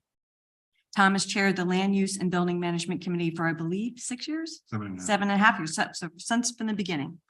This committee does the important work of overseeing school and other construction in the city of Norwalk. I asked Alan Lowe to create a list of the greatest hits that he and Tom oversaw together during Tom's time as chair, and here it is. You can correct me, Tom, what I missed. Al, what I missed. So there was the renovation of the Ponus Middle School and the construction of the new elementary school addition, which is currently the home for the Concord School. That project was completed in 2020 and it was worth $45 million. The renovated new project for Jefferson School, completed in 2022, a $33 million project. The Maritime Aquarium, which was the new 4D theater, seal tank, and the Marquette exhibit, also completed in December 2021, a $40 million project. Merrimack, that was a kitchen addition, new cafeteria, media center, completed 2021, a small $3.5 million project. The Cranberry School, my God, the Cranberry School. That will open in August of 2023, another $45 million project. Middle school bathrooms, one of our favorites. We really enjoyed that little project together with Alan. Rowton, Nathan Hale, West Rock, phase 1 was completed in 2021. 2023, we'll see the finalization of that project.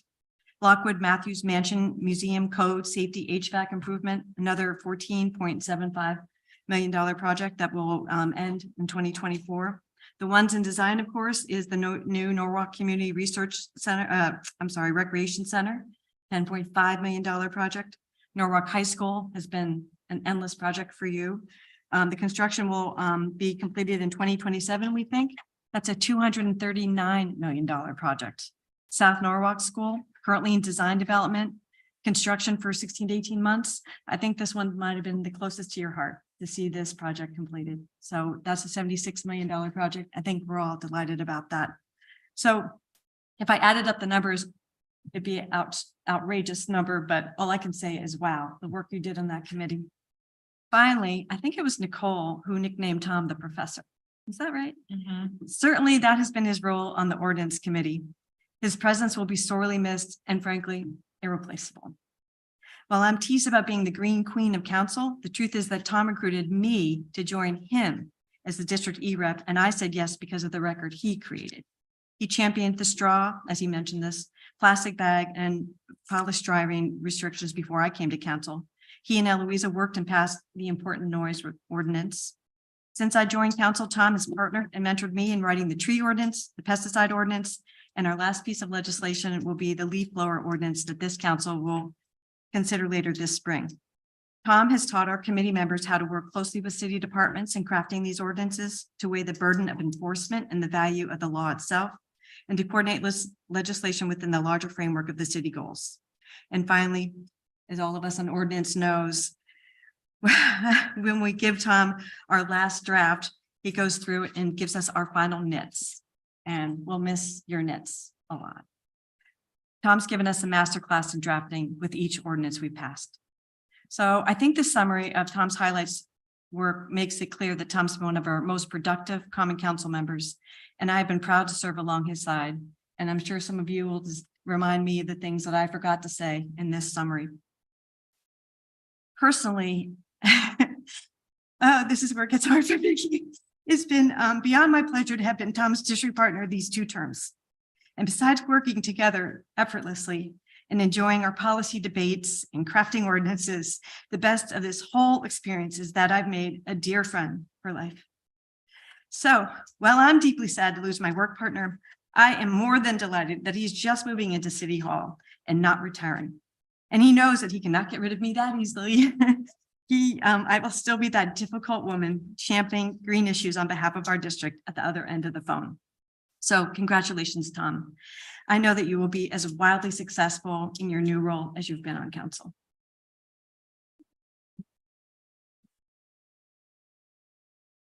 I'm glad I'm not dead yet. I think maybe the easiest way to do this, because I know everybody wants to say something, why don't we move to the council president, go around this way and then follow up around this way, so it'll be really easy, and I'll call on you one at a time. And then we'll go to the screen, we'll go to the television. Thank you, Mr. Mayor. I'll be brief but impactful in that Tom has been a trusted advisor. Whether you want to hear it or not, you're going to hear it, which I appreciate your openness. And I'm just happy he's not going far.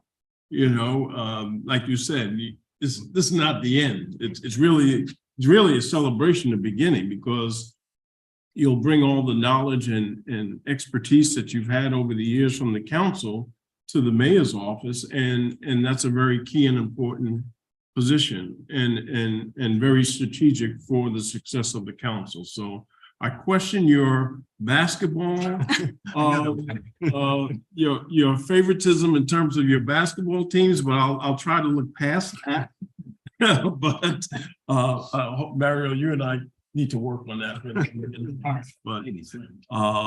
But all the best to you, and thank you for all that you've done. Ms. McMurray. Oh, I'm next. All right. Well, congratulations, first of all. We started off our relationship a little bumpy, if you recall. And I'm glad that we have come as far as we have, because I not only consider you one of the best members of this council, but also a friend. And I'm sad to see you go. But I know you're gonna do amazing things in the mayor's office, and I'm so glad you're gonna be there, that we get to continue to work with you. You're not going far, and you can't extract us that easily. So thank you for everything you've done and for being a true leader for all of us newbies to follow. And thank you. Ms. Ayers. Professor. As part of, I wrote this down so I can be on point. As part of the freshman squad who came in full of zeal, very rambunctious, and questioned everything, we need to say thank you. What I have learned and observed in this very short time is that Tom has a commitment to committee work. As a member of the Land Use Committee, he makes sure that we cross every T and dot every I. I have seen him time and time again advocate for staff and city staff. I have seen him pull us in corners and call us on the phone and realign and make sure that we understand that our assignment on the Common Council is very crucial, but it's essential that we work hand in hand with city employees. The professor is stern but fair, steady and upright, dependable and a hard worker. Many times I disagreed with the professor, very mad, almost had tantrums. He allowed me to be. As the council president, he had an open door policy, even when we did not want to accept it.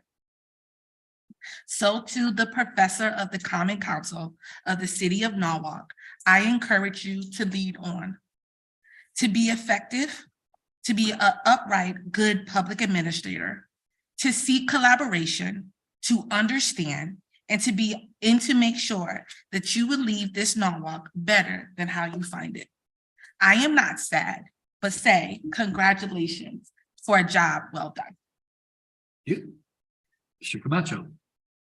Tom, I've only been on the city council the common council for a few months, but you've certainly shown me how it's done. And I'm still learning. You're not only effective, but you're also one of the nicest people I know. So congratulations. Yeah. So first I have to say to Mrs. Livingston, thank you. Thank you. I could say it 8 times. Is that how many years you've been on the council?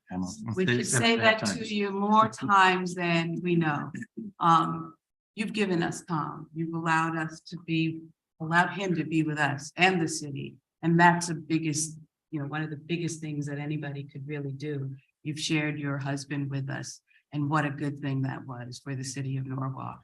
And he can't leave us, right? He's still going to be around, but I think he'll be around in the evenings, right? Before meetings, he's going to be at home with his family and his grandchildren. And I think that's a beautiful thing. Tom, you've been a model for all of us to follow. The way you approach things, the way you react and communicate with us is a treasure. And I so appreciate your kindness, the fact that you're open, that you come in and you're honest about things. And so you make it easy for us to have conversations, and the hard conversations, like Nikki said, sometimes you're mad, right? Sometimes you don't agree, but you allow us that space. And I think that's something that all of us should do and work on and try to do. I'm just happy that you aren't going far. You're going to be in the building more than before.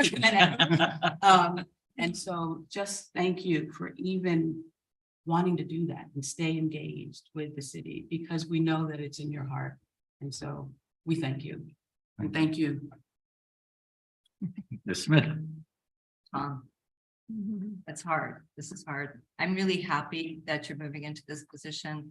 I found myself thinking a lot about these last, from me, 6 years. And, when I saw Wendell walk in, it was one of the first things I thought about was when I had to make those difficult phone calls to all the DTC members that I didn't know. And Wendell answered the phone, and she was so kind and so friendly. And thank you for that, Wendell. And thank you. I too want to say thank you for sharing Tom with us. I also remember you reaching out to me and offering to door knock with me. And you were the only sitting council member who did that, and I really appreciate that. You mentored me, you reached out to me so many times with ideas. I remember the first time we met after I was elected, and you brought me the book Walkable City. What an impact that had on me. And you taught me. So I want to thank you for mentoring me, particularly in those early years when I would sit in committee and you would ask all these questions. And I'd be like, how is he even able to ask those questions? You know, but it's because of who you are. You're a lawyer. You think like a lawyer, and you're always asking those difficult questions. So I learned so much from you over the years. I want to thank you for your commitment to the city, to the people of Norwalk, to making Norwalk a better city. And you're going to be able to continue doing that. And that's, you know, I've been emotional about this, but I'm not going to cry because you're still with us. And I think that you're the perfect person to move into this position. You know, it's a loss losing Leisha, but you are the right person to fill those shoes. You have great relationships with staff. The staff respects you, you respect them. And one other thing is that, you know, Leisha has been so indispensable to our success as a council, and you're going to be able to make that transition as well for us as a council. So you've been my rock, my friend, and I'm just glad you're staying around. Thank you. Tom, I said a lot of things we talked about the other day, and you know, this is a great opportunity, and I'm so happy for you for that opportunity. But I do want to say thank you for everything that you've given me, support that you've shown me here, the work that you've done in this chamber, in other chambers, and just the counsel that you've shown to others, to me. And I appreciate that. And I don't want to belabor this. I'm going to miss you in this room, but glad to know you're just downstairs and around the corner to be able to have those conversations and grab a coffee every once in a while. So, Thank you. good luck. Mr. Goldstein. Tom, I know how much you love being the center of attention. Yeah, really. So Look how red this is. lauding it on you. You are the reddest I've ever seen you right now. But it's warm. Yeah. I think that, I mean, I agree with everything my colleague said, but one thing I want to emphasize is that I think one of Leisha's greatest strengths is that she is able to look at all sides of an issue and really have a deeply analytical mind. And that is something you have in spades. You are so good at that. And when we were working on the cannabis ordinance last year, that was something where I was coming into it with ideas, but you absolutely made it so much better by exploring all different issues. And I was like, okay, this guy's the man. Okay. And I even, you know, as one of the rookies on the council this term, it's been you've set such an example for us. And an example for councils to come, and in a way of showing, you know, that it's not just for as much as we're in politics, what you make an art of is the fact that this is about service. And you are the people's servant, and you serve the people of this city very, very well. And now you're going to serve these people even more so in a full-time capacity as chief of staff. Obviously, the shoes you have to fill are tremendous, but you are no doubt going to do that and serve the city well. We have a lot of work to do. We need your help. We need your advice and sage counsel and all the nits that are going to come from now in the future. So thank you so much for your service here. You were not done yet. And we can't wait to work with you in making the city even better. Mr. Jill Skagner. Thank you, Mr. Mayor.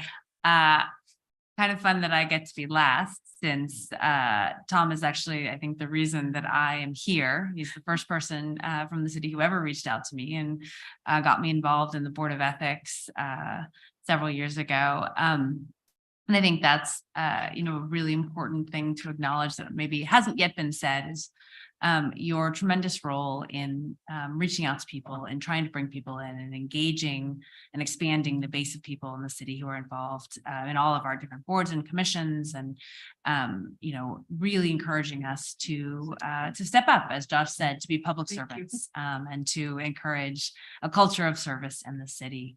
I'm tremendously excited that you're going to be taking on this job. I actually was laughing listening to this, thinking, I'm not actually sure it's going to be more hours than you currently put in on the council. But it would be nice for it to be maybe more regularized and acknowledged there. So I think we're incredibly lucky, and I'm so grateful that you're stepping in. This will allow the smoothest possible transition. Alicia's loss is going to be huge, but with you stepping in, I think we will be very well positioned as a city to continue all the great work we've done sort of seamlessly. And we couldn't ask for a better way for you to transition off the council. So thank you very much. Ms. Revolus.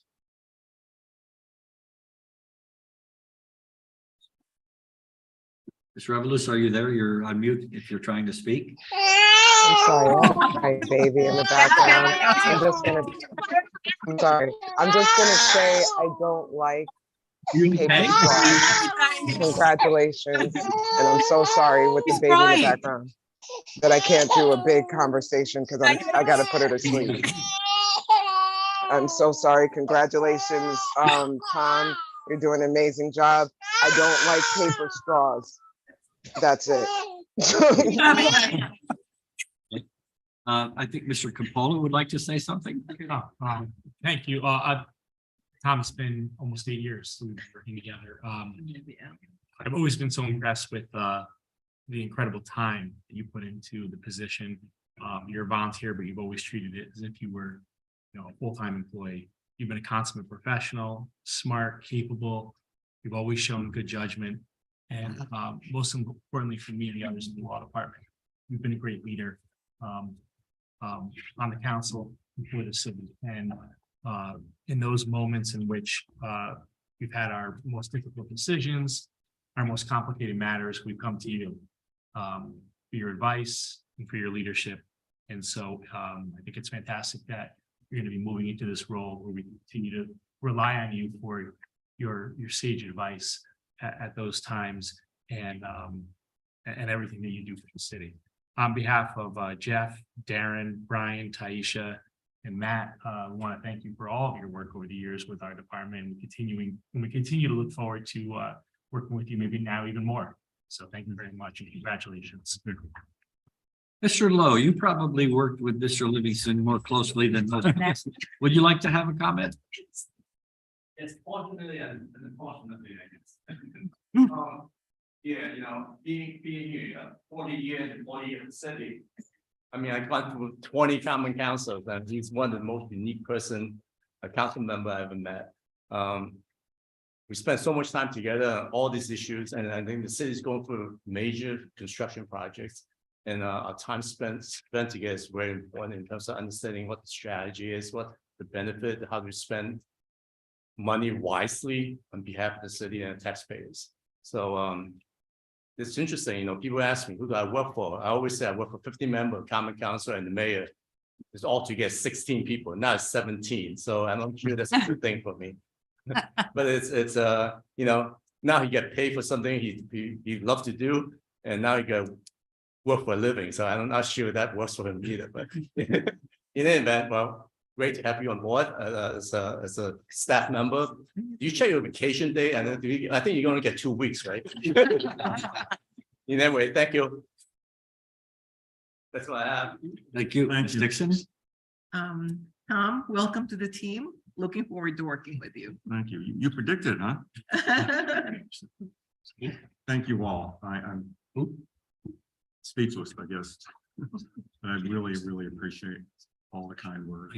I'm not, as I said, I'm not dead. I'm gonna be just down the hall and available and want to help any way I can, anything that you guys do. I think we're now all interested in hearing from the person who I've probably saved from getting Tom out of the house during the day. Wendell, would you like to have any comments? I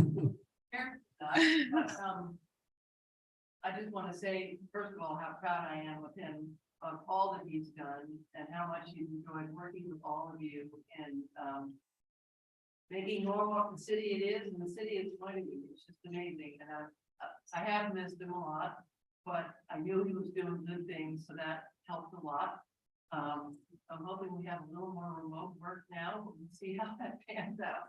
But anyway, very proud of him and, I know he's gonna enjoy working even closer with you, Harry. And he, excuse me, Mr. Mayor, I'm sorry, I forgot on film.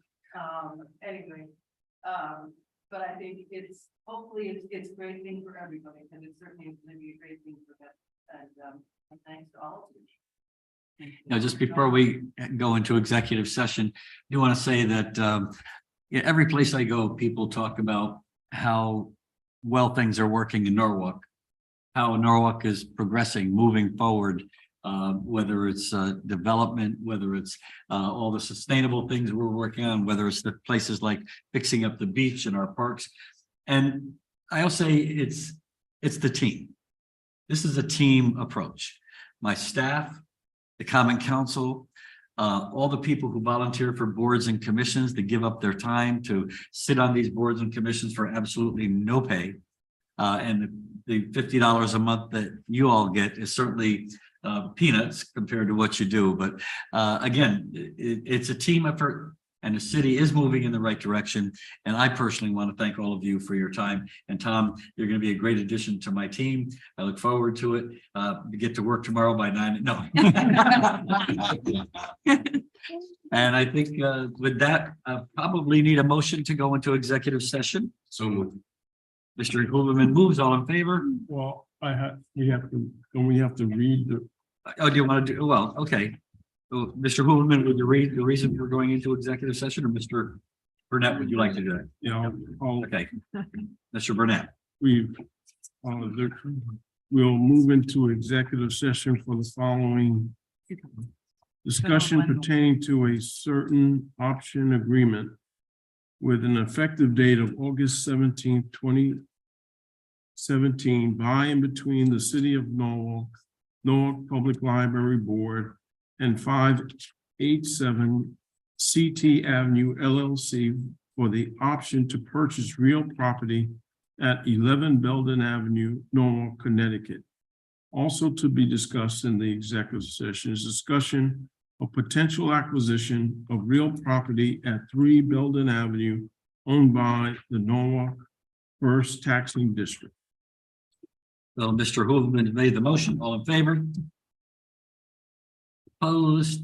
We're in executive session at 9:29.